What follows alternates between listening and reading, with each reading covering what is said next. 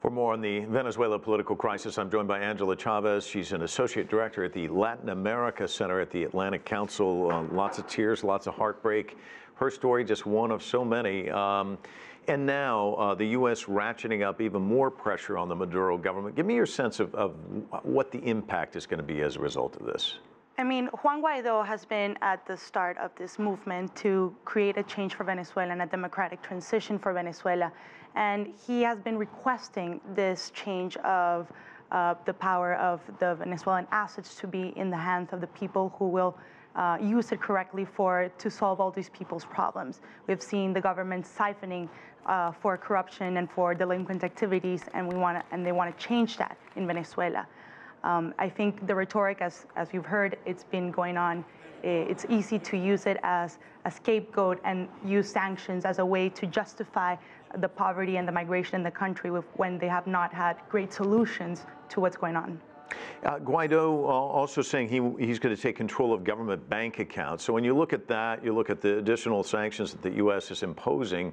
Maduro now striking this statement that, you know, he wants to work with the opposition, the U.S. government. Obviously, the pressure beginning to mount. How do you see it all shaking out? I mean, Guaido has always said that he is open to create a talk with the Maduro regime as long as they're able to move towards a change of power. And he's already gone into offering amnesty deals for militaries and for people in the police. And he has already stated, for example, amnesty to Maduro. But what he wants, and he wants for the Venezuelan government and for the Venezuelan people, is for a transition into a democracy.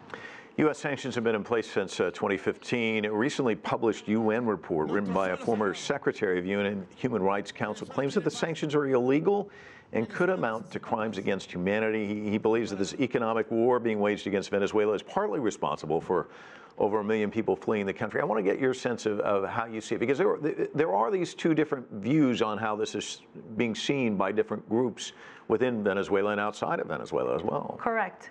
So sanctions have been imposed, but have been imposed as a way, they're a tool, because you've seen an action by the government that has created many problems for the economic productivity in the country, that have led to the hyperinflation, that have led to the lack of access to food, to medicine, and have led to all of this migration crisis of all those Venezuelans leaving.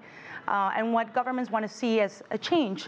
And the U.S. government has stated time and time again that they will able to remove those sanctions as soon as the goodwill of the regime, if there is still so, to remove themselves from power and create a democratic transition.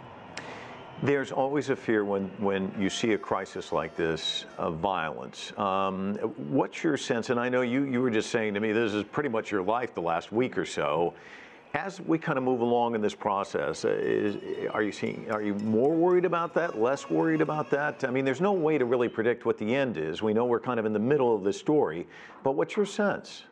I mean, violence is what we're most worried about, because a democratic transition, and it's by studies done by many people, such as Maria Stephan, has shown that democratic transitions are more viable when there's the risk of violence is tempered.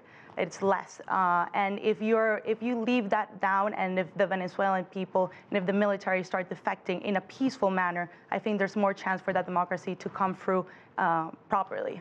And you think Guaido is playing his cards right in that sense? I believe so. I think he's trying to appeal to the people that are in the regime and trying to tell them that there is a path forward and that they're able to negotiate with them as long as they're able to create this path forward through elections. Well, Angela, we'll be watching it. I'm sure you will be as well. Thanks so much for coming by and talking to us. Thank you. Appreciate it.